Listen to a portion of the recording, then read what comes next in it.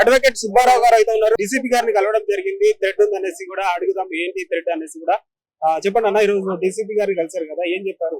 అయితే అదే థ్రెట్ గురించి మంగ్లీ అనుచరులు ప్రత్యక్షంగా పరోక్షంగా నాకు ఫోన్ల ద్వారా బహిరంగంగా మీడియా ద్వారా నన్ను బెదిరించడం జరిగింది.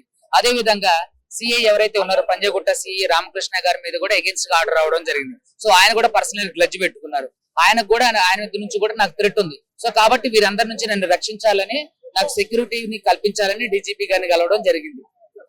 ఇష్యూ మీద భారీ ఎత్తున పోరాడుతున్నారు కదా, ఎంతవరకు వచ్చింది ఇప్పుడు పనిలో? ఒక కొలిక్ వస్తుందండి. ఇప్పుడిప్పుడే ఖచ్చితంగా బాధితులకు న్యాయం జరుగుతుంది. ఇప్పటి వరకు మంగ్లీకి సంబంధించిన ఈ స్కామ్ లో ఉన్న కొంతమంది పేర్లు మీరు చెప్పారు, ఇంతవరకు ఎందుకు అరెస్ట్ కాలేదు అంటే? ఎందుకంటే వాళ్ళ మీద మంగ్లీ గారు కంప్లైంట్ ఇవ్వలేదు. బాధితుల తరపున పోరాటం చేస్తున్న సుబ్బు గారి మీద కంప్లైంట్ ఇచ్చింది కానీ ఆవిడ పేరు చెప్పి మోసం చేసినటువంటి బాధితుల మీద కంప్లైంట్ ఇవ్వలేదు. ఎందుకు ఇవ్వలేదు?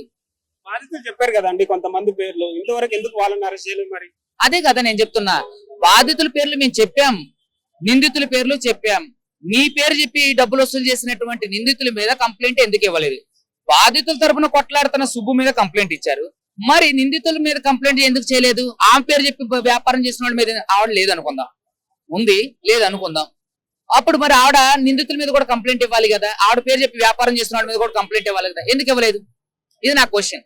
ఏంటంటే అందులో ఆవిడ ప్రత్యక్ష పరోక్ష ప్రధాన పాత్ర ఉంది కాబట్టి వాళ్ళ మీద కంప్లైంట్ ఇస్తే ఖచ్చితంగా ఎంక్వైరీలు ఈవిడ కూడా ఉందని తెలుస్తుంది కాబట్టి ఈ కేసుని అంతా తప్పుదోవ పట్టించడానికి ఇలా చేస్తున్నారు. డీసీపీని కలిసారు, మాకు థ్రెట్ ఉంది అనేసి, మీకు ఎలాంటి బెదిరింపు కాల్స్ వస్తుంది? అంటే మీరు చూసారు కదా, ఎవరైతే బంజారాకి సంబంధించినటువంటి పెద్దలు ఉన్నారో వాళ్ళు ప్రత్యక్షంగా అంటే బెదిరించడం జరిగింది. వాళ్ళు దాడులు చేయడానికి కూడా వెనకాడరు.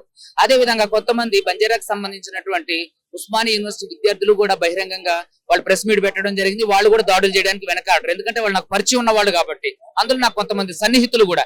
సో వాళ్ళు ఆమె గురించి ఆమె దగ్గర మెప్పు పొందడానికి వాళ్ళు ఏం చేయడానికైనా సిద్ధపడతారు. కాబట్టి వాళ్ళ నుంచి నాకు థ్రెట్ ఉంది కాబట్టి, సిఐ నుంచి కూడా నాకు థ్రెట్ ఉంది కాబట్టి నాకు రక్షణ కల్పించాలని డీజీపీ గారిని కలిస్తే దానికి సానుకూలంగా సిసి గారు స్పందించారు. నిజంగా మీరు పోలీస్ స్టేషన్ తాగేసి వచ్చారా? లేదండి, అదంతా అబద్ధం.